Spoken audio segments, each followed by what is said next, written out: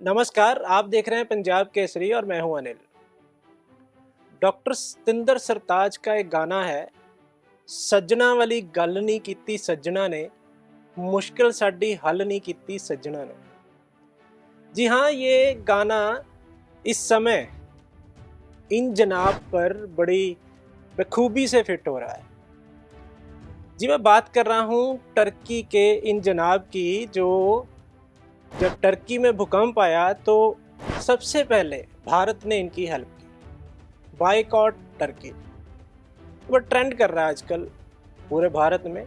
आप कहीं भी सोशल मीडिया पे जाइए, आपको बायकॉट टर्की दिख जाएगा। बायकॉट टर्की क्यों है ये आप सब लोग जानते हैं, आपको हम समय समय पर सारा कुछ बता रहे हैं, लेकिन आज हम बात करेंगे कि इस बारे में कुछ डेवलपमेंट हुई है। बायकॉट टर्की ट्रेंड ही नहीं कर रहा, बायकॉट टर्की असर दिखाने लगा है।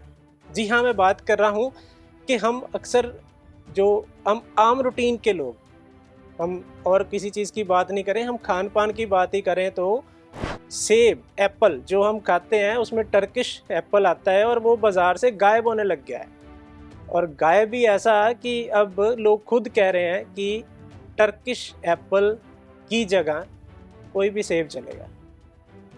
ये बाज़ार के आज के हालात हैं। इसके अलावा एक इसमें नई डेवलपमेंट और क्या हुई है, वो ये है कि जो मुंबई का, महाराष्ट्र का एरिया है पूना में जो होलसेलर जो बाहर से मंगवाते हैं फ्रूट, उनकी एक एसोसिएशन है और हालात देखिए कैसे हो गए हैं कि उस एसोसिएशन की तरफ से जो फ्रूट मंगवाया जा रहा था, उन्होंने टर्की का एप्पल लेने से मना कर दिया।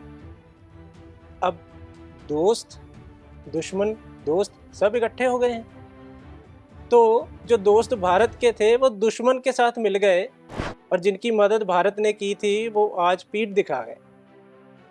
तो जो वो टर्किश एप्पल लेने से वहाँ के लोगों ने मना कर दिया, जो होलसेल से बाहर से मंगवा रहे थे, जो वो मना हो गया, तो आप एक यकीन नहीं मानेंगे कि उसका इफ़ेक्ट क्या हुआ, उसका आफ्टर इफ़ेक्ट क्या हुआ। उसका आफ्टर इफ़ेक्ट ये हुआ कि जो फॉर्मर प्रेसिडेंट है ट्रैवल एजेंट्स के, उनकी एक मैं बात पहले बता दूं कि उनका कहना है कि उन्होंने उनकी तरफ से जो 50% की तरफ, नियर अबाउट 50% जो बुकिंग्स हैं वो बंद हो गई हैं। मगर टर्की की जो बुकिंग हो रही थी, जो बाहर जाने वाले लोग हैं, शौकीन लोग हैं बाहर जाने के, उन्होंने बुकिंग बंद कर दी है। हाँ, जो मैं बात कर रहा था, तो पुणे के जो एक सुयोग जिंडे ने जब मना कर दिया, जो टर्की से जब उनका सेब आ रहा था, तो उन्होंने जब मना कर दिया तो उनको कॉल कहाँ से आई, आप यकीन नहीं मानेंगे। उनको कॉल आई पाकिस्तान से। जी हाँ, अब यकीन नहीं करेंगे लेकिन ये बात सच है। उनको कॉल आई पाकिस्तान से और उनको धमकाया गया कि आप अगर टर्किश का सेब नहीं लेंगे तो हम आपको देख लेंगे। वर्डिंग क्या यूज़ की वो मैं आपको बताता हूँ। You Indians can't do anything. ये पाकिस्तान से जो उनको कॉल आई, उन्होंने पहले तो फ़ोन उठाया नहीं। जब फ़ोन नहीं उठाया तो पाकिस्तान से उनको एक वॉइस मैसेज आया, you Indians can't do anything.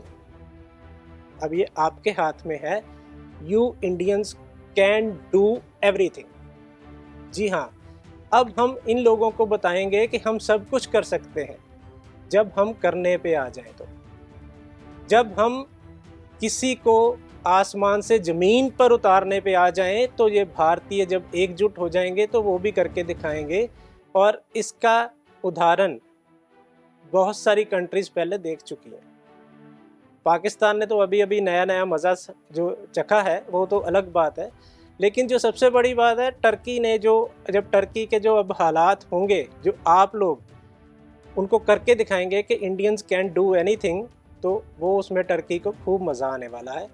इसीलिए आप सबसे मेरी रिक्वेस्ट है कि टर्की से आने वाला जो भी सामान है, चाहे वो सेब है, चाहे वो मार्बल है, चाहे वो डिज़ाइन का सामान होता है, जो हमारी जो मेकअप का कुछ सामान आता है, बहुत सारी चीज़ें आती हैं जो टर्की से, वो सब चीज़ें लेनी बंद कर दें।